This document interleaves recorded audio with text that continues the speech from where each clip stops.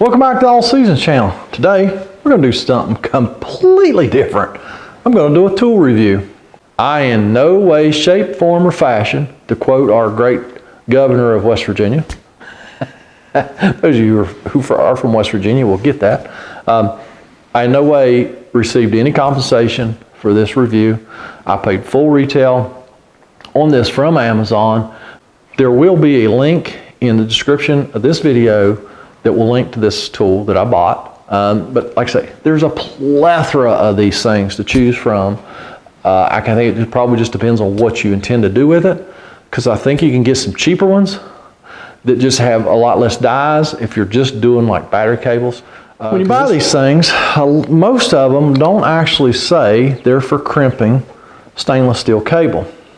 So we're getting ready to do this pop-up back here. So I wanted to buy this thing and see what it looked like. And one of the things that I think is kind of funny when you buy these hydraulic crimpers is the dies that come with it. I'll show you the whole case here in a minute. They're marked in metric for one thing. That's number 4. Because these are for crimping electric cable ends. But it'll tell you in the description, a lot of these things on Amazon, that they will do stainless steel cable as well. Thing is, you kind of got to figure out which die to use on your own.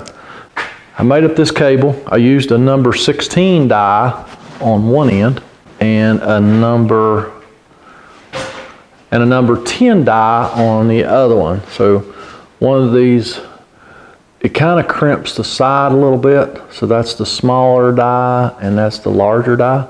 I've set my hydraulic press up, I hope, so that we can test this, because I'd like to see where it fails. Because if it fails in the cable, then I'll know the ferrules are fine. But if it pulls the ferrules, the cable out of the ferrule, then I'll know that this is not going to work for us, and we'll have to go back to the old manual tool. So yeah, let's go over here and we're going to stress this to destruction, hopefully. Hey, that'll be fun, huh? We don't get to stress stuff to destruction very often. So yeah, let's go do that. I am assuming that this is going to work. And it's just a big assumption. I just drilled some holes in my hydraulic press to put some U-bolts in to simulate the eye bolts that are in the camper, in the pop-up camper. And please don't laugh at all the junk on my hydraulic press. This thing doesn't get used very often, and it's just a catch-all. It catches all the junk. All right, now let's see what happens.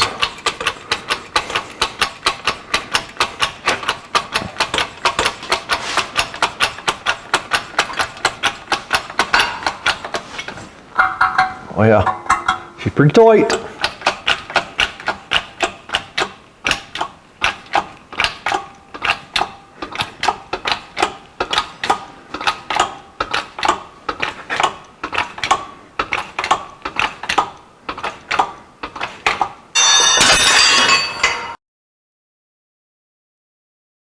We tested it to destruction, and guess what? I believe the ferrules passed the test. Let's look here. That was rather exciting, huh? The ferrules did pass. The cable failed right where it went in this ferrule.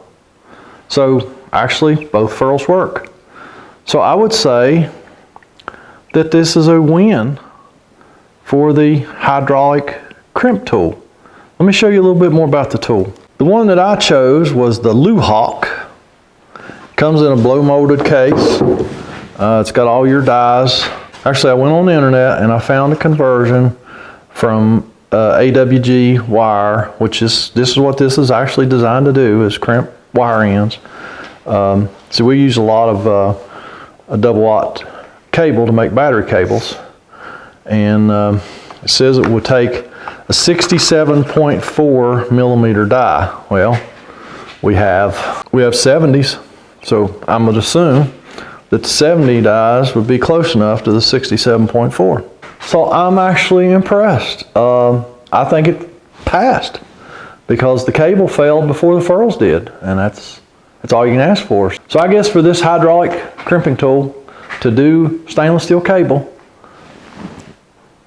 it's got a thumbs up from me, because as far as I'm concerned, it passed with flying colors. Both dies, whether I use the 16 or the 10, it doesn't seem to matter. And that's a whole lot easier to crimp than that old manual tool. So yeah, so it's a win. So thanks for watching. Check out my other videos, and we're gonna go down the road and fix another one. Y'all have a great day.